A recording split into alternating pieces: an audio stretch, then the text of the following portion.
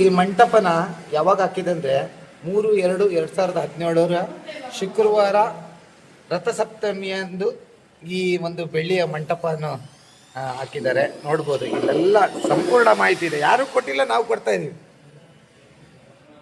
ಈ ನಮ್ಮ ಮಾರಿಕಾಂಬೆ ದೇವಿಯ ಜಾತ್ರೆಗೆ ಇದು ಬಂದ್ಬಿಟ್ಟು ಫುಲ್ಲು ಬೆಳ್ಳಿದು ನೋಡ್ಬೋದು ನೀವು. ಇದರ ಪಾಲಿಶಿಂಗ್ ನಡೀತಾ ಇದೆ.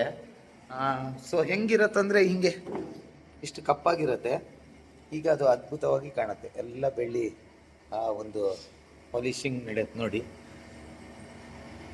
ಜಾತ್ರೆ ಪ್ರಯುಕ್ತ ಒಂದು ಬೆಳ್ಳಿ ಪಾಲಿಶ್ ಅಂದರೆ ಈ ಫುಲ್ ಮಂಟಪ ಕೂಡ ಬೆಳ್ಳಿದು ನೋಡ್ಬೋದು ನೀವು. ಇದು ನಮ್ಮ ಸಾಗರದ ಒಂದು ಅದ್ಭುತ ಈ ಒಂದು ದೇವಸ್ಥಾನ.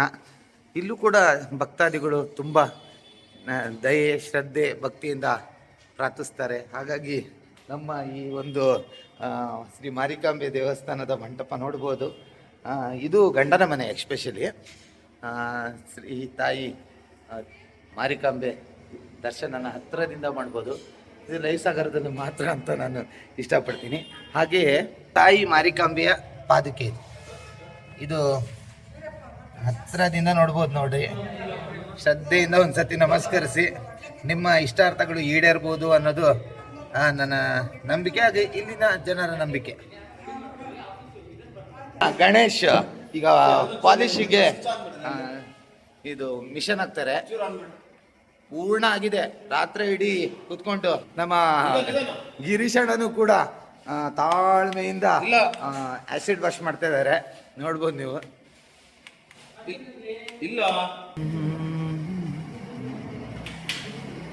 ಮೂಲ ಪಾದಕ್ಕೆ ನೋಡ್ಬೋದು ನೀವು ಹತ್ತಿರದಿಂದ. ಸೊ ನಾನು ನಿಮಗೋಸ್ಕರ ವಿಶೇಷವಾಗಿ ಇದನ್ನು ಶೂಟಿಂಗ್ ಮಾಡಿದ್ದೀನಿ. ಇದನ್ನೇ ಫಸ್ಟು ಇಲ್ಲಿ ಸ್ಥಾಪನೆ ಮಾಡ್ತಾರೆ.